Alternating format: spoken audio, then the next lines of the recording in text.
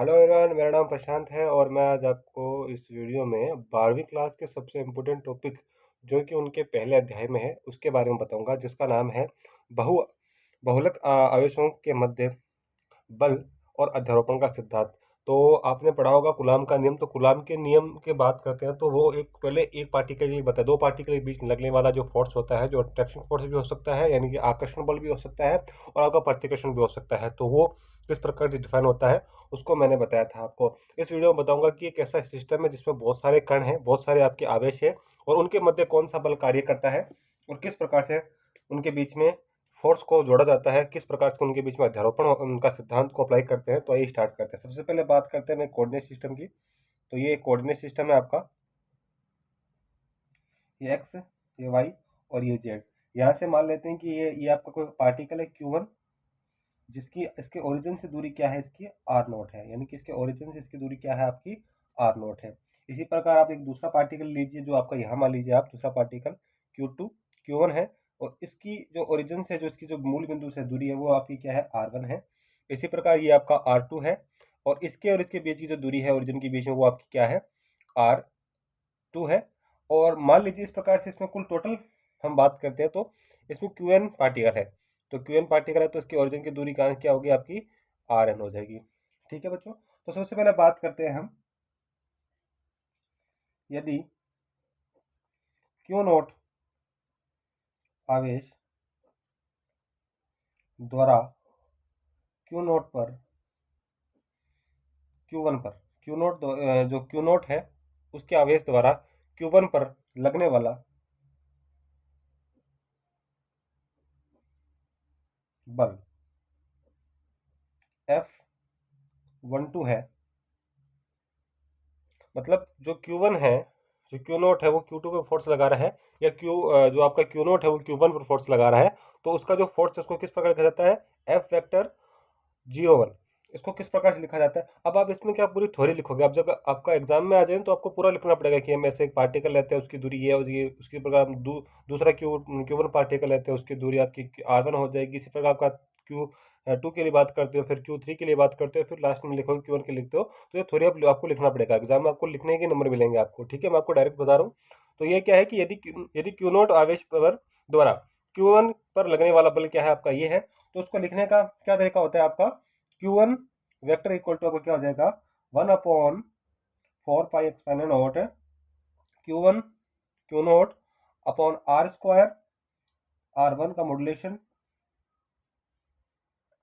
ये होता है आपका, और ये आ जाएगा R1 दूरी जो कि आपकी ओरिजिन से दूरी होगी।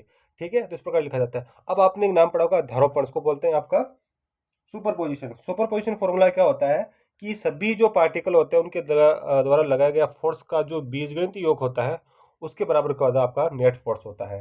तो आप क्या लिखोगे, तो आप लिखोगे, अब आप अध्यारोपण के बाद में लिखोगे तो ये लिखोगे आप, यदि उभयनिष्ठ यदि अभिष्ट स्थिर आवेश पर अन्य एन आवेशों को, मतलब एन आवेशों का जो फोर्स होता है, एन आवेशों के कारण लगने वाला बल क्रम से, मतलब एन आवेश के लिए लगने वाला बल कौन कौन सा देखा, F1 F2 dot dot dot Fn हो तो प्रमाणिक प्रमाणी जो बल होगा वो क्या आ जाएगा, F टोटल इक्वल टू आपका क्या आ जाएगा, F1 F2 F3 dot dot dot आपका प्लस में चल रहा है Fn का। ठीक है, तो ये आप यहाँ लिखोगे। आगे बात समझ में, मतलब उनका जो नेट फोर्स होगा वो क्या हो जाएगा, F1 F2 F3 dot dot dot Fn के बराबर हो जाएगा, क्योंकि इस सिस्टम में कितने पार्टिकल है, कितने आपके आवेश है, चार्ज कितने आपके पास, n है। ठीक है, अब आप लिखोगे यदि R1 के इकाई इकाई सदिश है जिसकी दिशा Q1 से Q नोट की ओर है, इस प्रकार अन्य आवेशों के कारण Q नॉट पर कार्यरत बल क्रमशः F2 vector, F3 vector, F4 vector dot dot है। तो सुपरपोजिशन के जो प्रिंसिपल होता है उसको हम भी बोलते हैं आपका अध्यारोपण। अध्यारोपण के सिद्धांत से according to the principle of superposition जो हो जाएगा Q नॉट पर कार्यरत बल क्या हो जाएगा आपका F नॉट बराबर क्या आ जाएगा आपके पास F1 F2 F3 dot dot dot.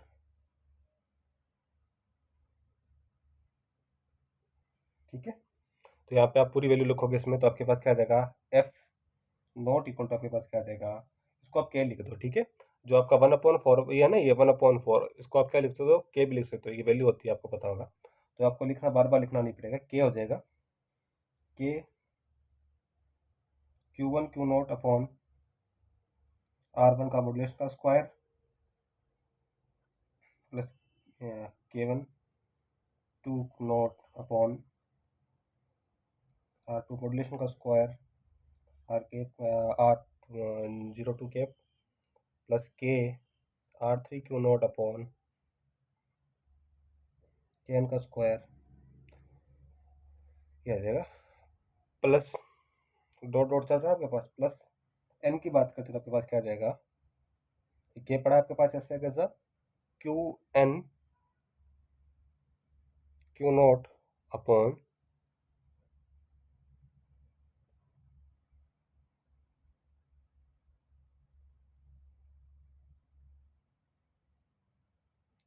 ठीक है बच्चों, आप इसका स्क्रीनशॉट ले लीजिए।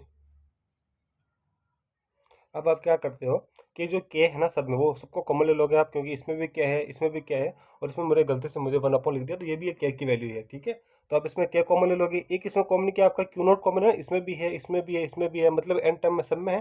तो आप क्या कॉमन लोगे F नॉट इक्वल टू क्या आ जाएगा आपके पास K आ जाएगा और Q नॉट बाहर कॉमन आ गया आपके पास। ठीक है, और अब आपके पास वैल्यू क्या रहेगी वो लिख दो, अंदर क्या रहेगी आपके पास Q1 1 का मॉड्यूलेशन का स्क्वायर Q2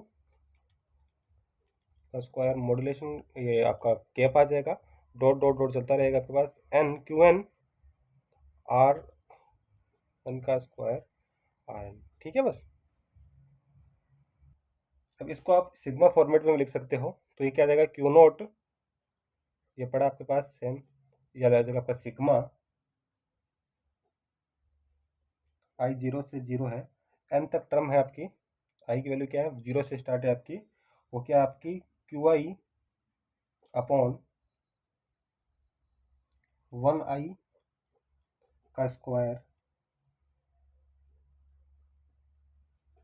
ठीक है, तो ये आपका क्या है बहु आवेशों के कारण, आप लिख सकते हो बहुले आवेशों के कारण बल, ये आपको एग्जाम में सीधा पूछेगा अध्यारोपण का सिद्धांत, अध्यारोपण का सिद्धांत, बहु आवेशों के लिए अध्यारोपण का सिद्धांत। ठीक है बच्चों, तो ये आपकी मेन इक्वेशन है। ठीक है, थैंक यू।